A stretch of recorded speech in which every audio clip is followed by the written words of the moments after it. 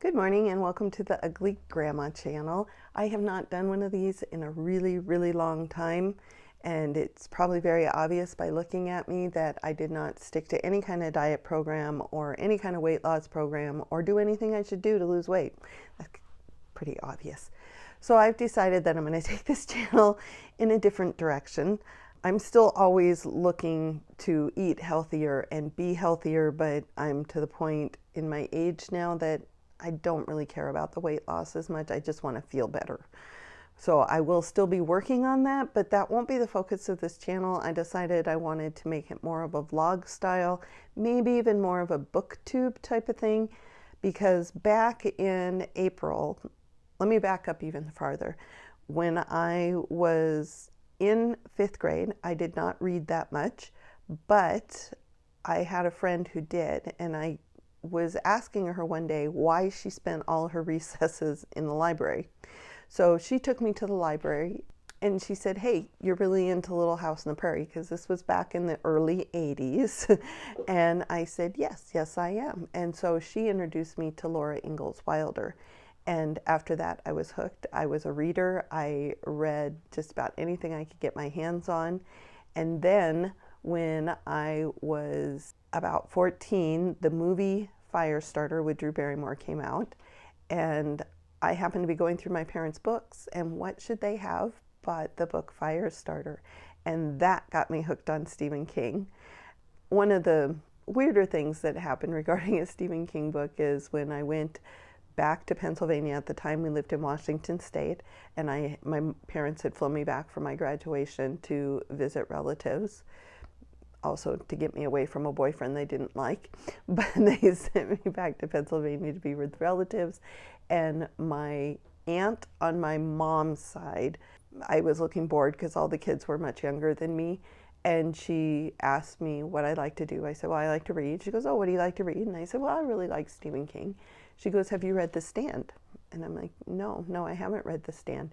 So she went and got me a copy of The Stand from her bookcase, and she said, "You can have it. It'll take you a while to read it." So I started reading it, and I loved it. And during this trip, I was visiting both sides of the family. Okay, had to take a break. This is Missy. Missy wants on my table. She thinks if I'm sitting here, she should be allowed on my table. So I have to cuddle Missy for a minute. Part of the trip was I was to visit both sides of the family, and while I was staying with my aunt, the next person I was going to stay with my cousin on my dad's side. So I'd stayed with my mom's side of the family, and then I was moving to the other side of the family. And when I got there, something came up, and I said, "Well, that's okay. My aunt gave me a book to read." And she goes, "Oh, what are you reading?" And I said, "The Stand." And she goes, "Really?" She goes, "I'm reading the same book."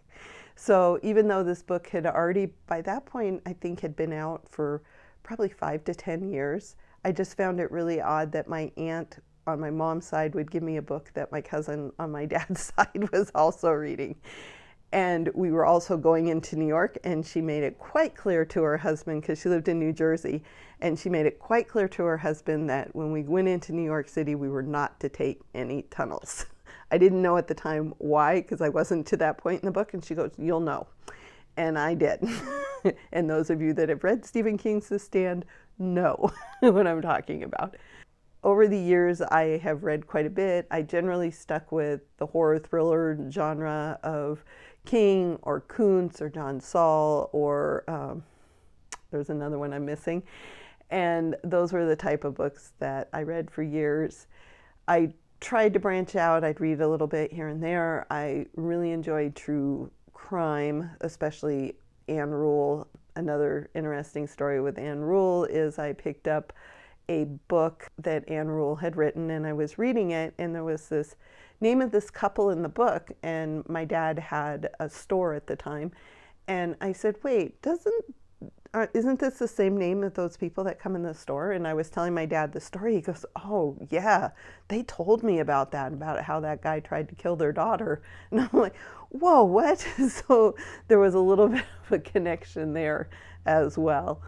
I read and read up until about the early 2000s, and then we had a cable TV, the internet started to become a thing, and I lost that ability to just sit down and read. Over the years I've read, don't get me wrong, I didn't like completely quit reading, but I didn't read as much.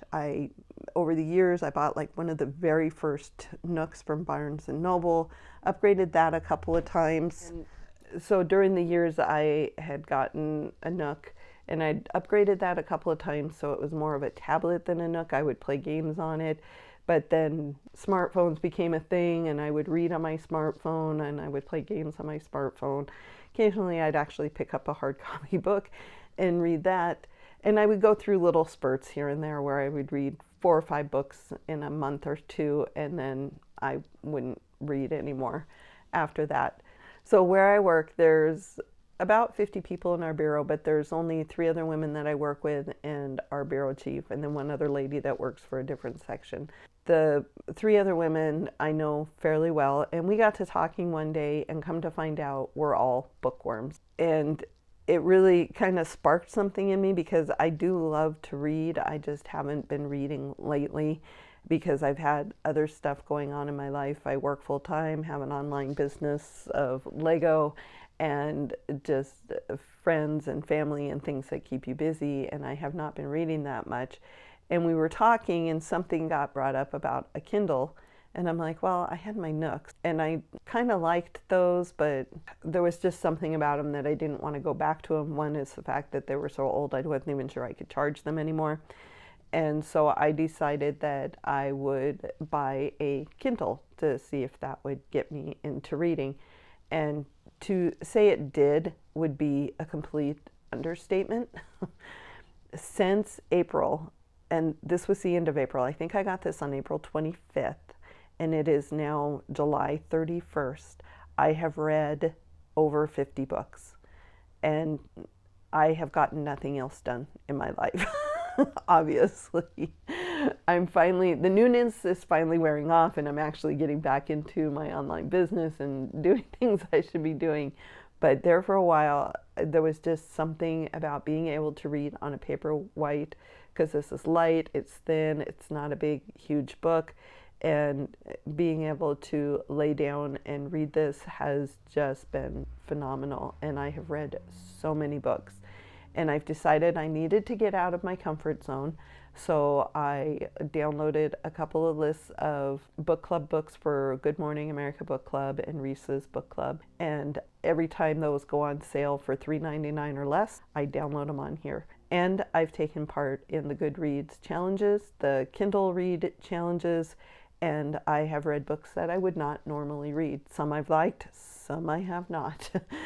And there's been a few that I've even DNF'd, which I have not really done I've done a lot in my life, but did not know there was a term for it. I have been reading a lot, and then we started a free little library, not officially, unofficially, an unofficial free little library in our office. And so I've read quite a few other books as well. A gal that I work with does the blind date with a book clubs. I signed up for one of those, which was fun. The first 2 books I got, I enjoyed one more than the other. I started actually reading books again, and I've read quite a few of those. And that got to me thinking, when I moved in with my husband, I put all my books in storage because we didn't have a space for them. Now that streaming is a thing, we are getting rid of all our DVDs and putting those in storage, so I was able to take my books out and replace all those DVDs with books. And I found all my Stephen King books, and I had just about all of them up until about 2002, 2003. I was missing a few, so I did buy those, and one of those I bought was Salem's Lot, and it's a thick book. I did not realize how thick this was, and I thought I had read this one. I'm trying to read the Stephen King books in publication order, so I read Carrie. I have that one. I had to reorder this one, and I thought I had read this before. I have not, or at least I don't remember it. but I have a bad memory, which you'll probably see as we go through this channel. But this, it has been a really good read.